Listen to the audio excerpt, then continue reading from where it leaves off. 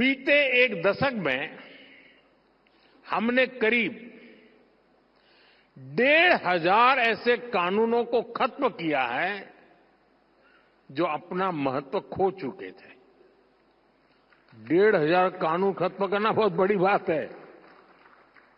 इनमें से बहुत सारे कानून अंग्रेजी शासन के दौरान बने थे।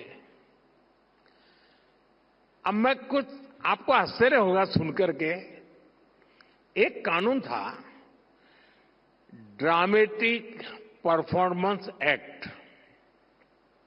ये कानून अंग्रेजों ने 150 साल पहले बनाया था। तब अंग्रेज चाहते थे कि ड्रामा और थिएटर का उपयोग तब की सरकार के खिलाफ ना हो। इस कानून में प्रावधान था कि अगर पब्लिक प्ले में 10 लोग डांस करते मिल जाएं तो उन्हें गिरफ्तार किया जा सकता है। और ये कानून देश आजाद होने के बाद 75 साल तक चलता रहा है। यानी शादी के दौरान बारात भी निकले और 10 लोग डांस कर रहे हो तो दूल्हा सहित पुलिस उनको अरेस्ट कर सकती थी। ये कानून आजादी के 70-75 साल बाद तक चलने में था। ये कानून हमारी सरकार ने हटाया। अब चलो भाई, 70 साल तक ये कानून हमने झेला।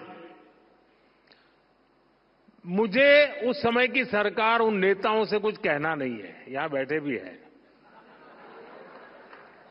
लेकिन मुझे ज्यादा तो ये लुटियन जमात पर आश्चर्य होता है, ये खान मार्केट गैंग पर आश्चर्य हो रहा है। ये लोग 75 साल तक ऐसे कानून पर चुप क्यों थे? ये जो आए दिन कोर्ट जाते रहते हैं, पीआईएल के ठेकेदार बने फिरते हैं, ये लोग क्यों चुप थे? तब उनको लिबर्टी ध्यान नहीं आती थी क्या? अगर आज कोई सोचे मोदी ऐसा कानून बनाता तो क्या होता?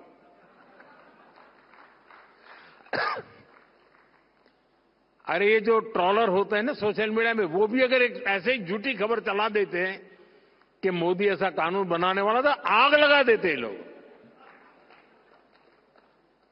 मोदी के बाल नोच लेते। साथियों, ये हमारी सरकार है जिसने गुलामी के कालखंड के इस कानून को खत्म किया। मैं एक और उदाहरण देता हूं, बैम्बू का। बैम्बू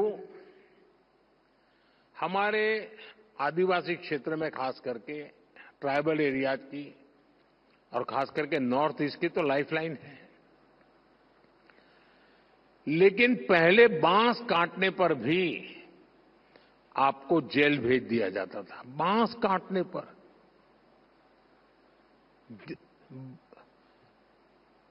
अब कानून क्यों बना?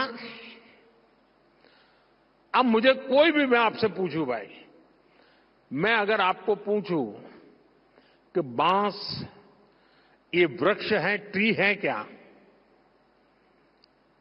कोई मानेगा क्या ये ट्री है? कोई मानेगा ये वृक्ष है? आपको आश्चर्य होगा, आजादी के 70 साल के बाद भी मेरे देश की सरकार ये मानती थी कि बाम्बू ये पेड़ है, वृक्ष है, और इसलिए वृक्ष काटने से जैसे मनाई थी, वैसी बाम्बू काटने से बढ़ाई थी।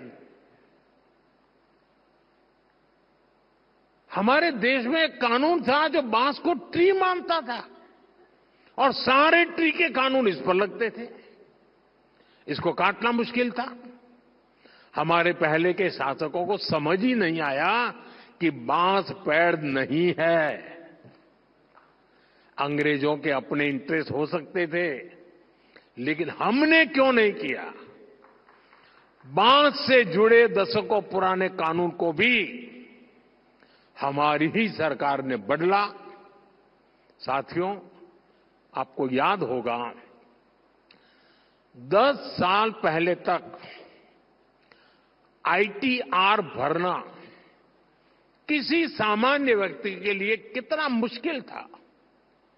आज कुछ ही पलों में आप आईटीआर फाइल करते हैं और रिफंड भी कुछ ही दिनों में अकाउंट में सीधा जमा हो जाता है। अब तो इनकम टैक्स को जुड़े कानून को और आसान बनाने का प्रोसेस संसद में चल रहा है। हमने 12 लाख रुपए तक की इनकम को टैक्स फ्री कर दिया। हाँ, अब ताली बजी। आपको बांबू में ताली नहीं बजी, क्योंकि वो आदिवासियों का है।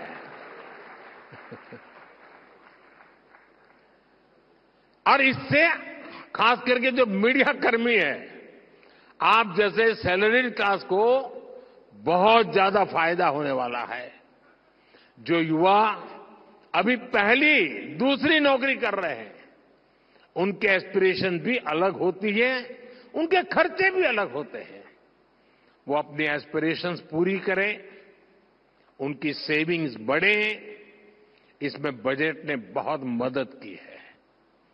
हमारा मकसद यही है, देश के लोगों को ईज ऑफ लिविंग दो, ईज ऑफ डूइंग बिजनेस दो, उड़ने के लिए खुला आसमान दो।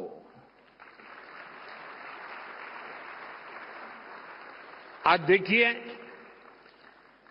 जियो स्पेशियल डेटा का फायदा कितने सारे स्टार्टअप्स उठा रहे हैं। पहले अगर किसी को मैप बनाना होता था तो सरकार की परमिशन लेनी पड़ती थी। हमने इसको बदला और आज हमारे स्टार्टअप्स, प्राइवेट कंपनियां इस डेटा का बेहतरीन उपयोग कर रही हैं। साथियों, दुनिया को जीरो का कंसेप्ट देने वाला भारत आज इन्फिनिट इनोवेशंस की धरती बन रहा है। आज भारत सिर्फ इनोवेट ही नहीं कर रहा, बल्कि इंडोवेट भी कर रहा है। और जब मैं इंडोवेट कह रहा हूं तो इसका मतलब है इनोवेटिंग द इंडियन वे। इंडोवेशन से हम ऐसे सॉल्यूशंस बना रहे हैं जो अफोर्डेबल हो, एक्सेसिबल हो, एडेप्टेबल हो। हमने इन सॉल्यूशंस की गेट कीपिंग नहीं की है, बल्कि इन्हें पूरी दुनिया को ऑफर कर दिया है। जब दुनिया एक सिक्योर और cost effective digital payment system चाहती थी, हमने यूपीआई की व्यवस्था बनाई।